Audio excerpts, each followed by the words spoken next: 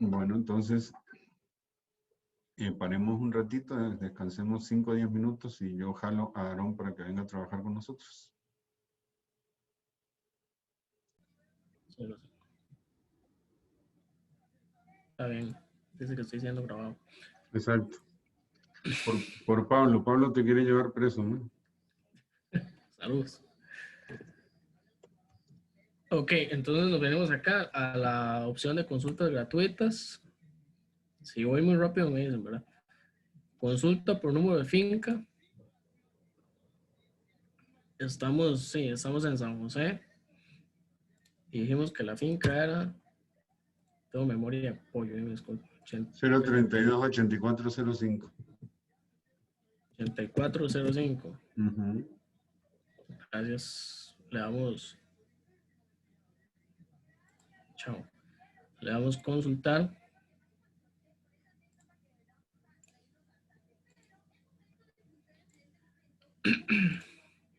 Y aquí podemos ver cuántas segregaciones hay. Y en este caso, esa finca tiene una segregación. Los colindantes, en dónde se encuentra en el cantón de Mora, Colón, perdón. O sea, sí, Colón,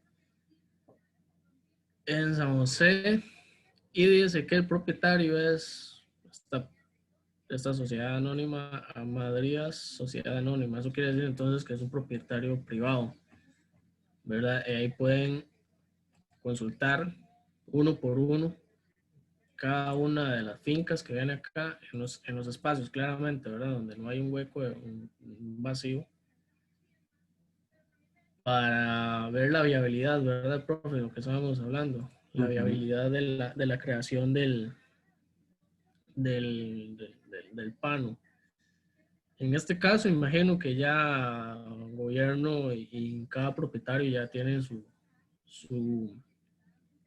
algún acuerdo. Acá, por ejemplo, vi algo que me llamó la atención. La zona Abre, dice que es 4. Esto quiere decir que pertenece a un régimen especial. Por acá está Josué. Ahí se me olvidó el nombre. Josecito. Sí. En este curso hay 2 Josué. Se me olvidó el apellido de... Qué bárbaro, varón. Perdón. En serio, se me olvidó su apellido, y eso que Gamboa, y eso que lo veo todos los días, man. Póngalo a hacer más prédigos por eso. Cállate. José, perdona que esto lo tengo que saber. Tranquilo. Pero quizás vos, si su profe me permite, quizás me puedes ayudar un toquecito con la zona Abre. Sé que lo tiene más explícito. Bueno, son, ¿verdad? Áreas bajo un régimen específico. Entonces son, digamos, se tratan de una manera diferente. A esas zonas, por decirlo así, se le adjudican las fincas que están inscritas a nombre del IDA o del ITCO, del CONAI, del MINAED, de Habdeo. Y en ese caso que te marca que es la 4, significa que es del MINAED. Se establece un código del 0 al 7 para cada zona y dependiendo del código se identifica cuál pertenece. Por ejemplo, las 1 pertenecen al IDA, las 2 pertenecen a zonas marítimos terrestres y así, solo ese recuerdo. Muchísimas gracias, Josué.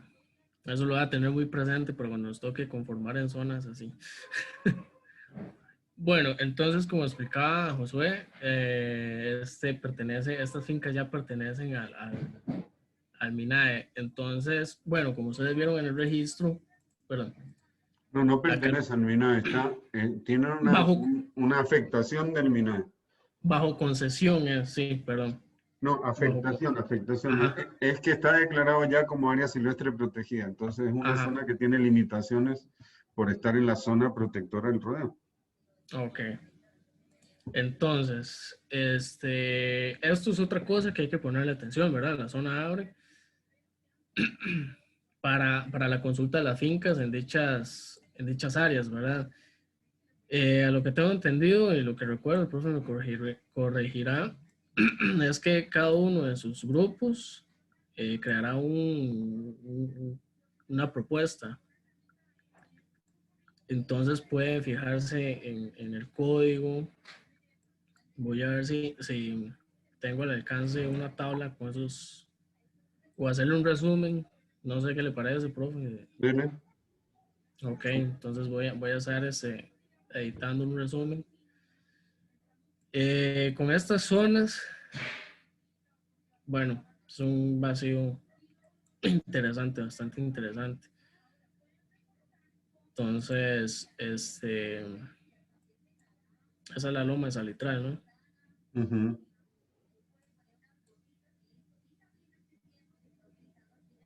Bueno, cualquier cosa pueden verificarlo. No sé si también será el internet, pero yo estoy revisando bien y se puede hacer una investigación más a fondo de quién pertenece, cuántos. Creo que hay muchas noticias. Yo no sé, yo creo que el profe me ha chismeado que habían unas compañeras que estaban realizando la propuesta acá.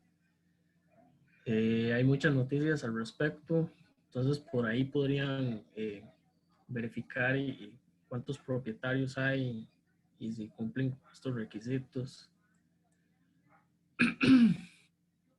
Ok, la propuesta, vamos a ver, eso no estoy seguro si es un café, bueno, parece un cafetal. Supongamos de que es un parche boscoso, entonces de igual manera, esta está en la zona 1. De igual manera, consultémoslo. Supongamos que esto no es un cafetal y es una zona boscosa. Bueno, acá en formato dice HTML, aquí lo bajan y lo ponen como objeto espacial y aquí le cargan todos los datos. Acá está el número de finca. No tiene 69. afectación, no es un sitio, un área No, bajo régimen especial. exactamente. Ve, bajo esta misma observación muy atinada, aquí ya ustedes se pueden dar cuenta si tiene una afectación, como lo dijo el profe. De igual manera, para salir de dudas, se puede consultar. Digamos, supongamos en el dado caso, porque ahí se ve perfectamente que es un cafetal. Otra cosa, esto se va a cerrar como cada 2 minutos, entonces hay que estar ingresando cada rato. Por eso yo les recomiendo que tengan, igual como yo, guardado la contraseña. O si son muy gatos, pues ahí se lo pueden jugar a pura memoria. Es que a mí me está faltando, me está fallando un poquito mucho. Por ejemplo.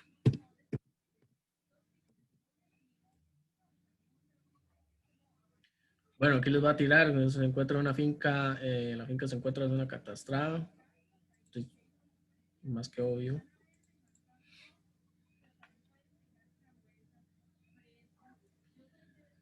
Traslado REM en propiedad horizontal.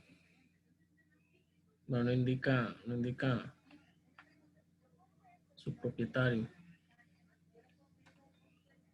Vamos a buscar otro parche que se vea. ¿Va quedando todo claro, muchachones? ¿Y por qué no sale el propietario, no? Yo tengo una duda, Aarón. Digamos, yo sí entiendo más o menos la lógica que usted está explicando y cómo hacerlo. Pero digamos, mi pregunta es, ¿qué es lo que se busca hacer con eso? Porque si hay que verificar todo ese montón de fincas, eso sí, es un montón de trabajo, ¿verdad? Para el área que vayamos a escoger. ¿O cómo es que ustedes pretenden que lo hagamos? Porque, por ejemplo, yo escojo, bueno, yo creo que yo soy en Santana con los chicos. Y si escogemos ahí investigar como las zonas de Santana, un montón de fincas investigadas. Bueno, investigar los propietarios, todo eso, bueno, ¿verdad? Entonces sí, como que quería como que aclararan esa idea de qué es lo que se pretende hacer a la hora de verificar la finca, los propietarios, colindantes, entre otros. Excelente pregunta. Bueno, la idea, y me apoyo en el profe, cualquier cosa, si no estoy claro. La idea es que ustedes hagan tipo fotointerpretación o que conozcan algún sitio de interés, por ejemplo, ecológico dentro de la GAM. Y por decirles un caso, por ejemplo, es que estoy buscando un parche acá, no sé, supongamos que no sé dónde es, la verdad, no tengo la capa de, bueno, voy a activarla. Ahora respondemos la pregunta, Antonieta. Es muy válida tu pregunta, Anto. Ahora la damos. Profe, No lo desconcentre Ok, gracias, profe. Y Aaron también. No, son 1000 por la pregunta. Estamos en Aarón, la zona, dime, no sé si puedo meter la cuchara. Ahí me sí, disculpa claro. que el profe preguntó que en la finca anterior que usted consultó que por qué no salía el propietario. Tal vez por si en algún momento alguno le sale ese caso. Ahí decía que la finca había sido trasladada a un condominio, a un régimen de condominio horizontal. Entonces, cuando eso pasa o si les llegara a pasar, pues eso significa que esa finca, digamos, se cierra y deja de tener, esa como tal, deja de tener validez, digamos, dentro de la base de datos. Y ahí a la par a uno le dice cuál es la finca nueva. Entonces siempre dice como se cierra porque pasa al régimen de condominio horizontal bajo la finca y le da a uno la finca matriz. Esa finca nueva es la que ya representa ese espacio y la que indica ese propietario sería el propietario que indica esa sería el que corresponde, digamos, a ese espacio. Ok. ¿Y eso es común que pase con cada traspaso, José? ¿O es solo para propiedad horizontal? Para propiedades horizontales o también pasa cuando, digamos, las fincas se reúnen, entonces el registro va a aparecer como que la finca fue cerrada y reunida y le dan a uno la finca, digamos, nueva. Ok. Gracias, Josué.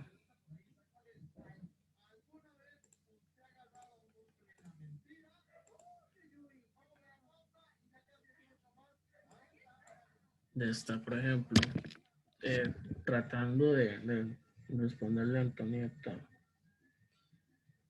Ok, retomando. ¿Qué fue lo que me dijiste? Ah, ok. Sí, ¿cómo hace uno para investigar? Sí, porque claramente es un montón. Si vemos este parche aquí, es un montón, digamos. Igualmente, como le decía, igual el profe le puede ahondar en eso. Es buscar un área, por ejemplo, que digan acá, no sé, igual, no sé si es un cafetal o sembran chayotes o qué. Entonces, que sea un lugar ahí bonito y se vienen a, bueno, igual lo consultan.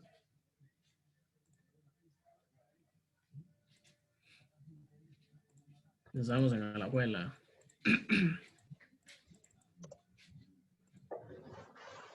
Noventa y 96.7.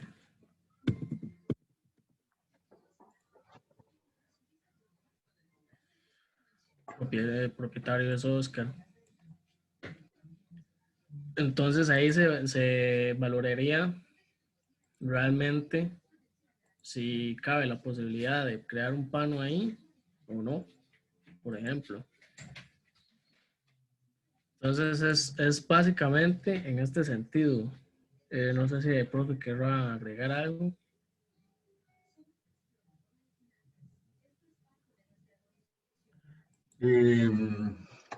No, por ahora yo lo que diría es que si todos tenemos claro, o todos ustedes, porque para mí es medio chino esta caraja, tienen claro cómo trabajar para identificar, ahora vamos a ver el alcance de eso, primero propiedades individuales y después las características de esas propiedades, si ya son áreas silvestres protegidas, están incluidas como régimen ABRE, que ABRE es una sigla de áreas bajo regímenes especiales, son todas tierras que son estatales, son tierras que forman parte del patrimonio natural del Estado, o si pueden identificar efectivamente que tiene propietarios particulares. Eso sería en este momento del curso que ustedes pudieran hacer ese trabajo. Me confirman si pueden o no pueden, si están capacitados, capacitadas ya con eso o no. Yo creo que sí está relativamente sencillo. En algún momento yo he hecho alguna consulta, no es como que uno lo haya hecho muchas veces a lo largo de la carrera, pero sí una que otra vez, tal vez. No sé los demás en realidad. Los demás, Bueno, voy a ver si yo entendí. Tal vez ahí donde estaron, que es la 8, que no recuerdo el nombre en el mapa. Entonces, por ejemplo, nosotros, bueno, no vi bien. Nosotros Episodes.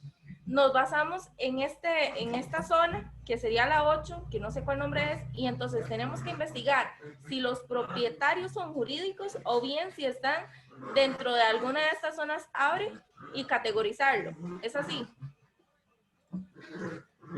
ahora vamos a definir eso.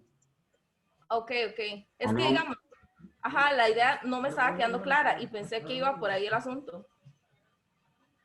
no, danos un chance y ya Ok, vamos ok, ok. a pasar en limpio todo eso.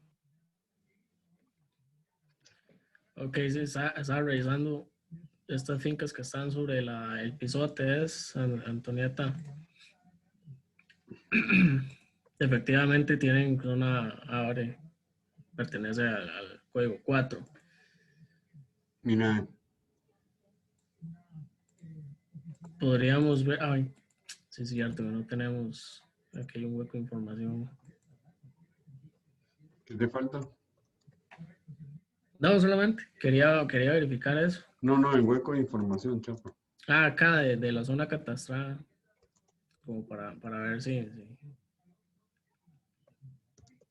que es un hueco enorme.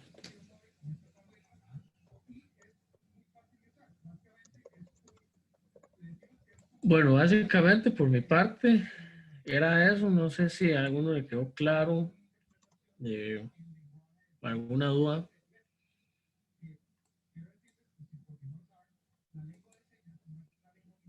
Parece que no. Yo estoy igual que Antonieta, la verdad. O sea, yo creo que el procedimiento sí está muy claro, pero el objetivo está un poco confuso. Ok. ¿Qué es lo que queda un poco confuso, Pablo?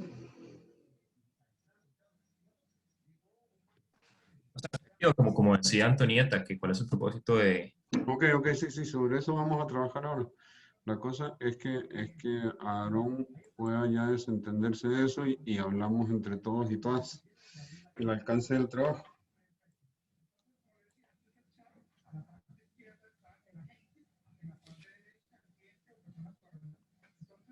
Ok, entonces asumimos que ya todos están en condiciones de hacer ese brete, de identificar primero el parche, después poder verificar si hay adentro propiedades y eventualmente identificar las características registrales de cada una de las propiedades que hubiese dentro de ese parche.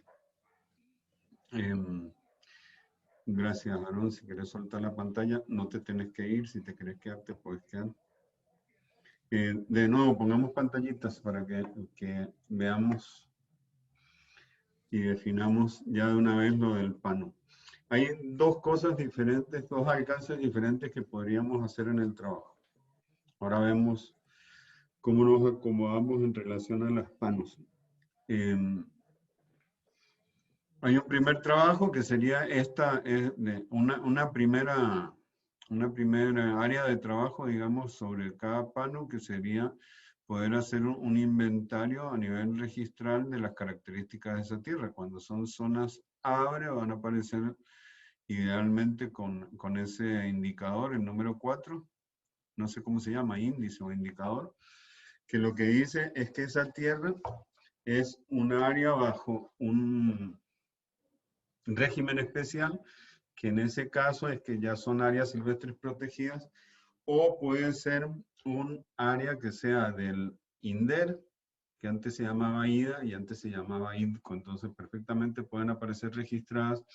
Si son tierras que se registraron a nombre del ITCO, el ITCO se transformó en IDA como en los 80, y el IDA se transformó en INDER ya en este siglo, como a principios de este siglo. Entonces ahí podría aparecer como tierras ABRE registradas a nombre del IDA, o puede aparecer también como tierras ABRE registradas a nombre de las otras características que dijeron, la zona marítimo terrestre, etc. Todas esas son tierras que son patrimonio natural del Estado, y el Estado puede destinarla a las mejores causas que sean posibles. El patrimonio natural del Estado son tierras que están protegidas constitucionalmente, y en teoría solamente se pueden hacer usos que tienen que estar definidos en normativas especiales.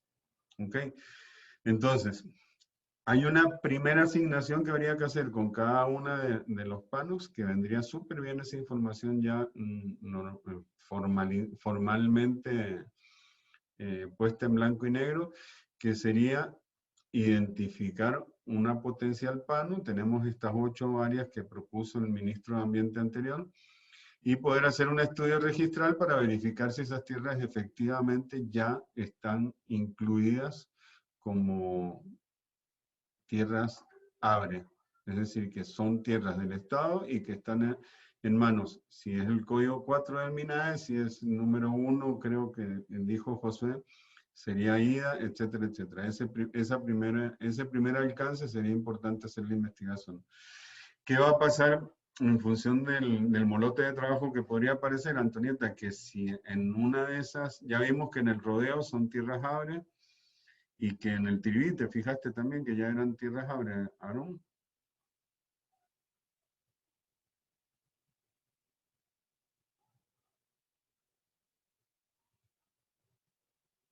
Estaba hablando con el micrófono desactivado.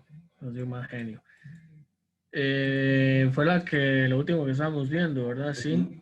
Esas efectivamente están dentro del código 4 de ABRE, afectado por el MINAET. Ok, entonces podría pasar que en alguna de esas otras que propuso el ministro hubiese todavía tierras privadas, como en el caso del rodeo. Pero si revisan ustedes el decreto de panos, acuérdense que pueden ser parques naturales urbanos estatales, privados o mixtos. Entonces, en el caso de que se haga la información registral sobre el rodeo, el trabajo sería determinar que si hay tierras ABRE o no hay tierras ABRE, y que ya estén registradas a nombre del MINAE. Yo sé que ahí hay una que es una finca grande que la tiene el zoológico Simón Bolívar, que era un sitio donde se quería trasladar el zoológico ahí en Santana, es una finca grandota. Y hay un montón de fincas privadas, entonces eso sería una limitación para ese pano, que ese sería un pano mixto, porque habría tierra privada y tierra pública.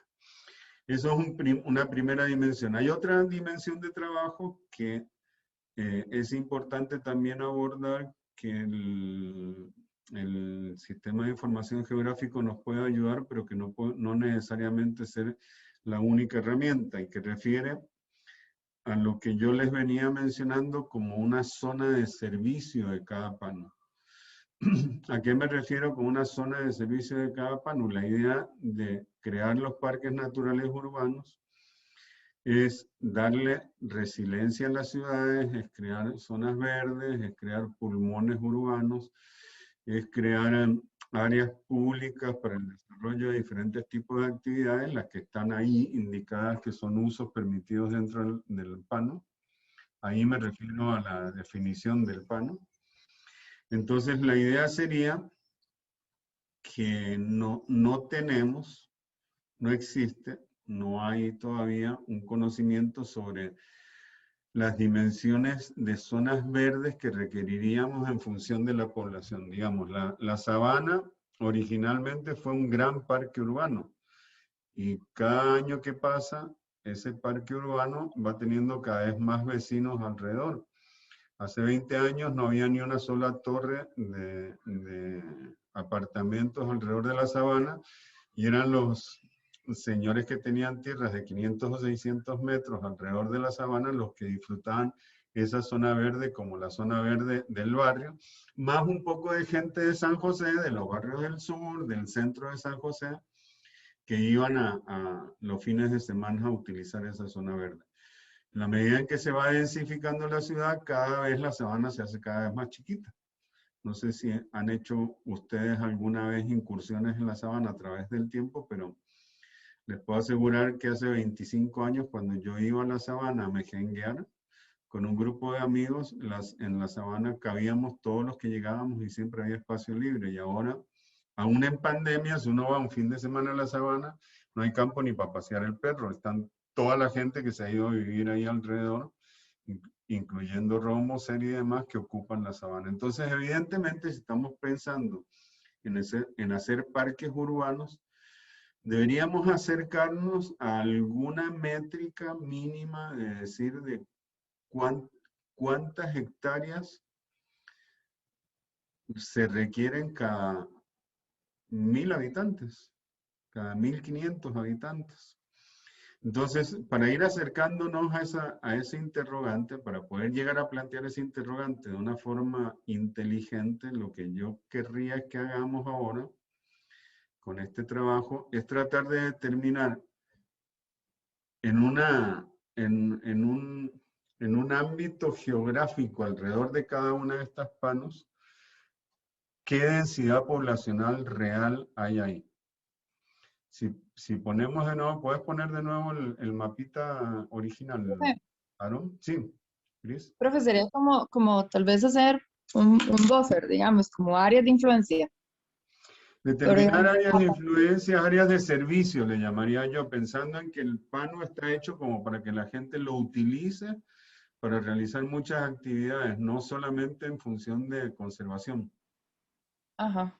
Sino de uso también. No de uso. El mejor calificativo que se me ha ocurrido es de servicio. No el de servicio deja por fuera la conservación o nula la conservación. Profe, Ya, una por consulta. ejemplo, en el caso en el mapa, están viéndolo todos, ¿verdad? La Reserva Forestal El Chayote, que se encuentra en Sarchí, en Valverde Vega, evidentemente es una área que es mucho más pequeña que la 5, que es el rodeo, que esto es en Santana y creo que está pegadito a los cerros de Escazú.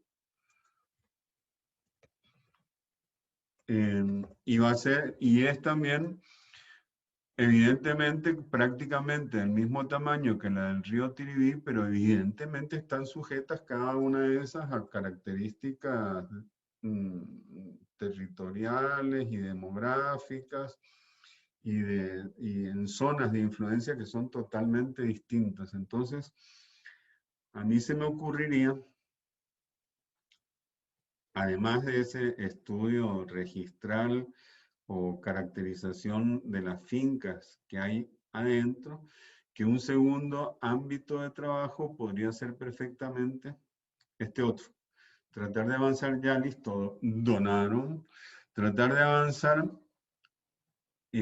suélteme la pantalla para que nos veamos. Tratar de avanzar en definir ese concepto, cuál sería la zona de servicio de cada pano.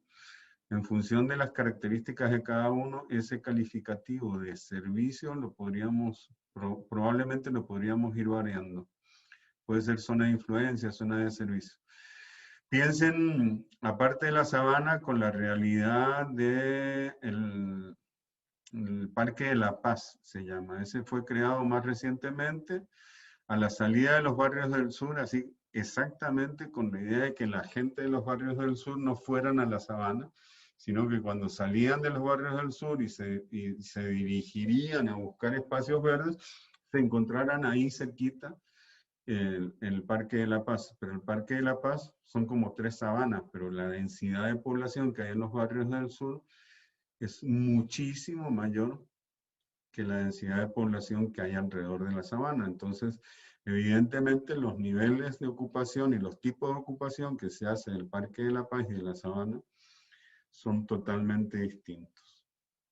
Tengan claro que estoy usando el Parque de la Paz y la sabana simplemente como ejemplos, ¿verdad? Los panos que estoy mencionando son áreas muchísimo mayores a cualquiera de estos dos. ¿Qué piensan? Abro debate sobre eso, de zona de servicio, zona de influencia.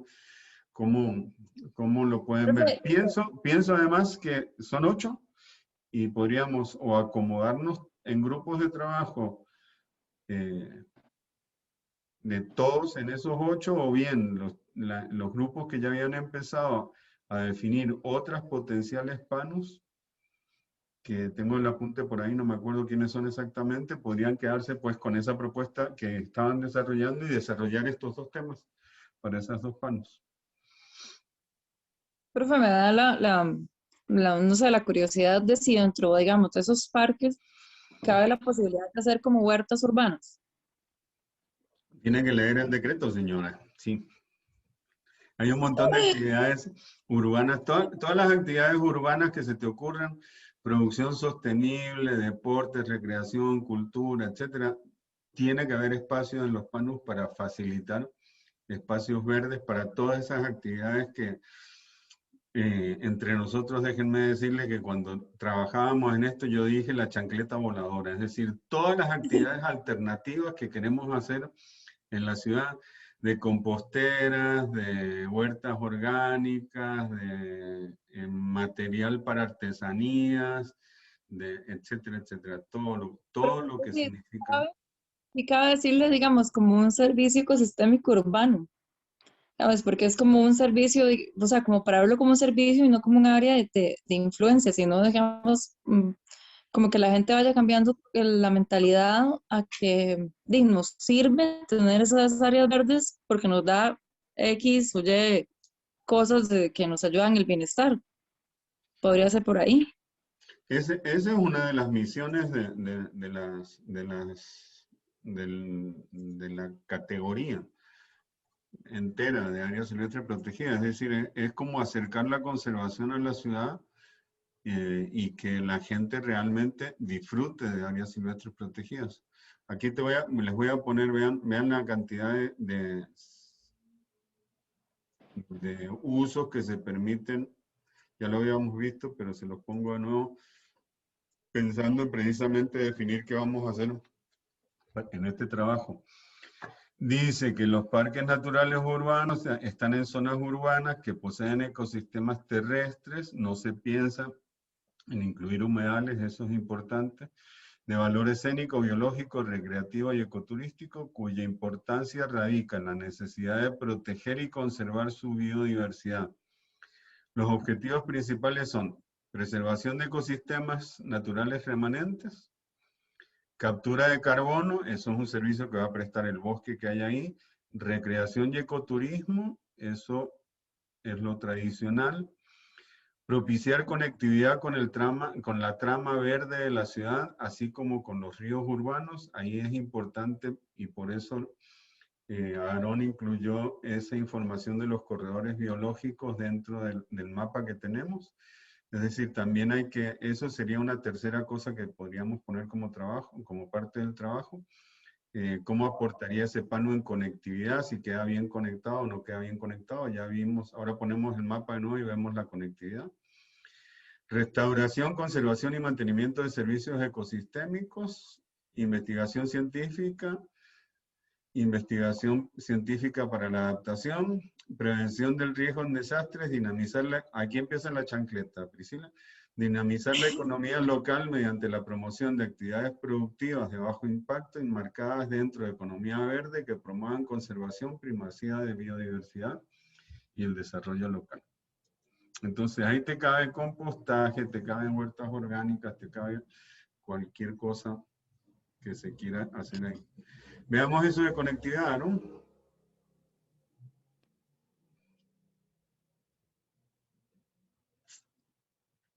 Uy, eso. Ok, ahí podemos ver entonces el concepto de corredores biológicos en lo básico implica que el corredor biológico va a ser una zona o un área que no es protegida, sino que es un área de gestión y que pretende funcionar como un conector entre 2 áreas silvestres protegidas. Entonces ahí pueden ver, en el caso del Rodeo y del 5, los Cerros de Escazú, a ver, recién tratamos el 5 como Santana, el Rodeo, y eran los Cerros de Escazú, cómo estas dos zonas están incluidas dentro de este corredor que le pusieron el nombre de Garcimuñoz y que lleva hacia el norte, hacia los macizos donde están el volcán Poás, más arriba el Parque Nacional del Agua, etc. Es decir, este corredor Garcimuñoz pega a estas dos panos con parques nacionales. Pueden ver en el caso del Tiribí, que es el 8, que hay un conector que está pegado a áreas silvestres protegidas más grandes, los parques de la Cordillera Volcánica Central, y bajan hacia la nada. Es decir, que no está funcionando como un conector con otra área silvestre protegida. Me refiero al interurbano del río Torres y el interurbano del María Aguilar, que los pueden ver, que los dos se pegan al Tiribí, pero al número 8, pero no necesariamente van a parar a otra área silvestre protegida. De ahí cobra mucho sentido la finca La Verbena, esta, la número 6, de que perfectamente el corredor del María Aguilar podría pegarse entonces como conector entre el 6 y el 8. ¿Se entiende ese jueguito? ¿Or not? Sí, profe. Sí. ¿Quién me dijo que sí? Sí, sí, sí, entiendo. Andrés, Pablo. Ok, pura vida. Aquí en esta lectura, a ver que en esta imagen queda absolutamente claro que en el caso de la Reserva Forestal del Chayote, está sin un corredor biológico que la una a otra masa de área silvestre protegida. Eso sería buenísimo. Ahí yo ya leo en este mapa que hace falta un corredor entre el 1 y el 2, entre la Reserva Forestal El Chayote y la Reserva Forestal en Grecia, que se podría haber hecho ya hoy por ser reservas forestales, pero que perfectamente podría hacerse entre las dos panos a futuro. Perdón que traes el caballo. Dele. Es que hay un sesgo de información acá porque aquí solamente se incluyó los corredores dentro de la GAM. Ok. Perdón. Entonces, fuera de la GAM puede haber algún otro corredor. Entonces, si gusta un material cartográfico, los puedo incluir a todos. Ok, quito ese ejemplo 1 y 2, gracias por esa aclaración, pero pongámoslo entre 4 y 6, digamos, entre el 4, las lomas del Salitral, y el 6, la finca La Verbena, no existe un sistema de conectividad. Quizás es imposible por la mancha urbana y ese 4 haya que adherirle cualquier posibilidad de conexión a través del 5 y del 6. Ese análisis de conectividad podría ser entonces otra dimensión más para el trabajo de cada pano. ¿Qué vas a buscar, no? Sí.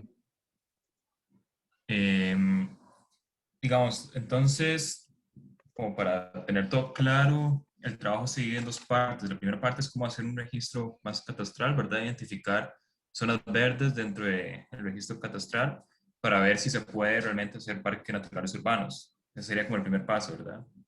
El segundo paso entonces sería como, si se pueden hacer parques naturales urbanos, evaluar como cuáles serían los servicios que brindarían esos parques naturales urbanos según su ubicación, porque digamos, no es lo mismo hacer un parque natural urbano en Cerro de Escazú que en el Pisote, por ejemplo. Entonces yo creo que sería bueno también eso, como dar una perspectiva un poco más espacial sobre cuáles son los servicios que se pueden brindar en este parque y en otro parque que no. ¿Me explico? Sí, más o menos. Y luego también sería, o sea, pienso yo como hacer una evaluación, tanto los beneficios, pero también como las implicaciones que un parque natural urbano puede hacer en el espacio, ¿verdad? Como, no sé, pienso yo, se me viene en la cabeza, no sé, como Parque La Sabana, como permitió también un montón de inversión inmobiliaria que está implicando un montón de cosas en la capital, ¿verdad? Como desplazamientos por parte del sector popular, y también como un auge en otros sectores, ¿verdad? Como la ciudad tecnológica, etcétera, etcétera. Entonces, como también ver esos impactos que pueden tener parques naturales urbanos dependiendo del lugar. Bien, sí, por ahí va. Es un buen avance lo que haces. Yo la tengo ya clara a este nivel. Lo primero, voy.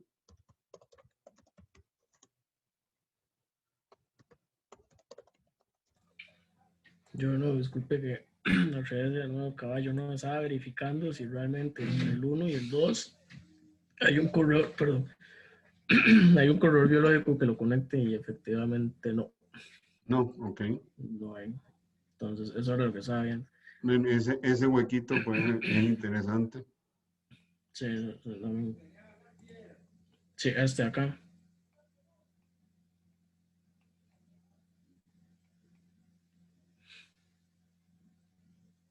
Sí, ese se podría ver.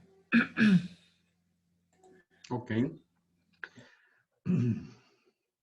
Nos presta la pantalla, patrón. Yo, como la voy viendo, a ver qué les parece, tenemos una propuesta original de 8 PANUs que hizo el ex ministro. Tenemos 2 más, por lo menos, que están haciendo ya con zonas identificadas por grupos de trabajo. Y lo que verían que para cada PANU lo que deberíamos hacer, a ver, Pablo, si me ayudas a precisar, es un primer análisis en el trabajo que sea un análisis de la situación registral de esas tierras.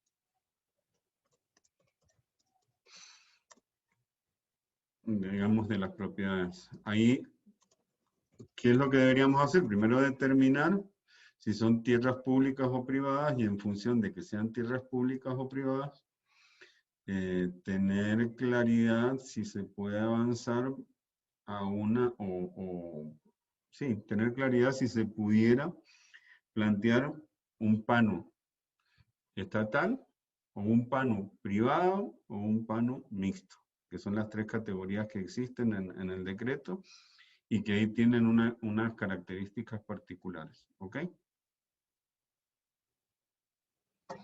Ese análisis de la situación registral de la propiedad nos podría ofrecer la posibilidad de hacer algún avance sobre el mecanismo de gobernanza del PAN. ¿A qué me refiero? Si se va a hacer, por ejemplo, yo sé que en la zona del Tiribí, en la zona protectora Tiribí, esas tierras son estatales.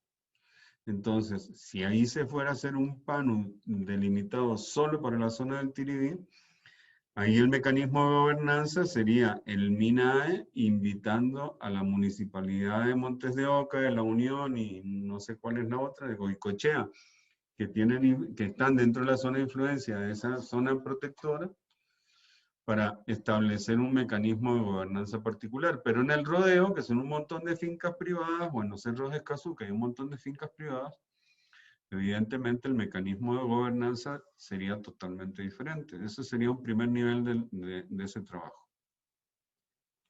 Hay un segundo nivel,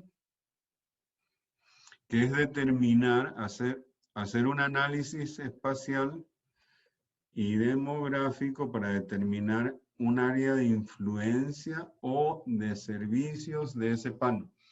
Es decir, evidentemente la densidad poblacional y la gente que vive alrededor del PANO propuesto en Sarchi, en Valverde Vega, va a tener una realidad de vecinos y circunvecinos totalmente distinta a los cerros de Escazú o al río Tiribí.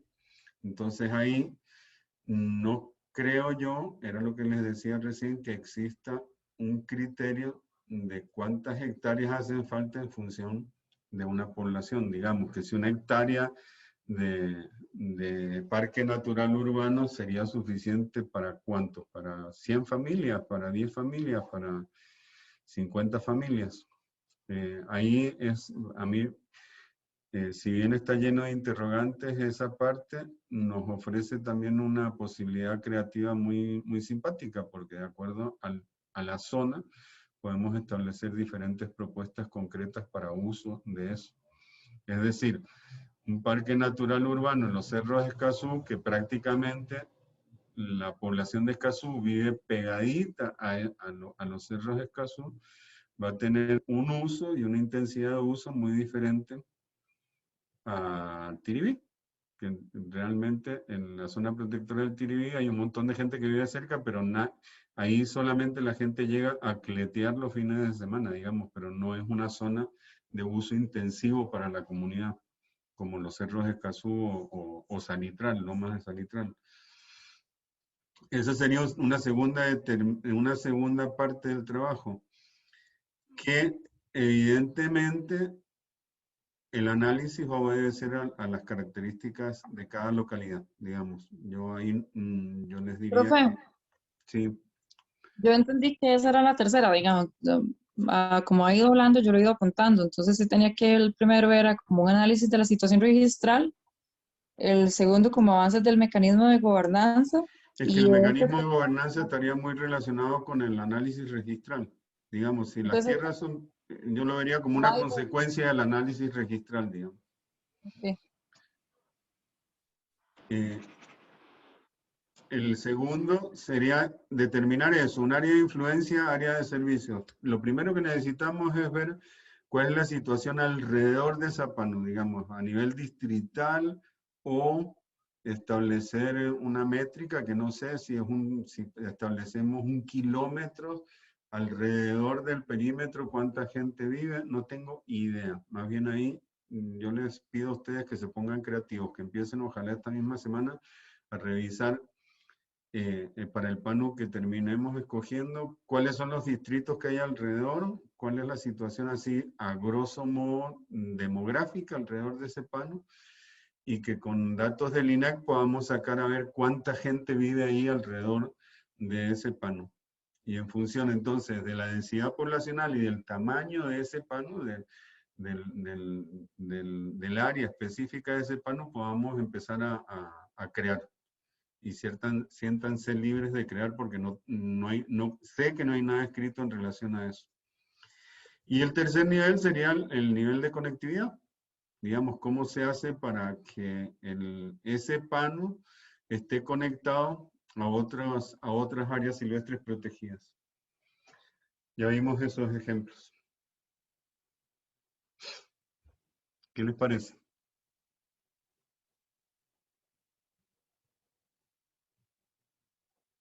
¿Hay miedo o no hay miedo?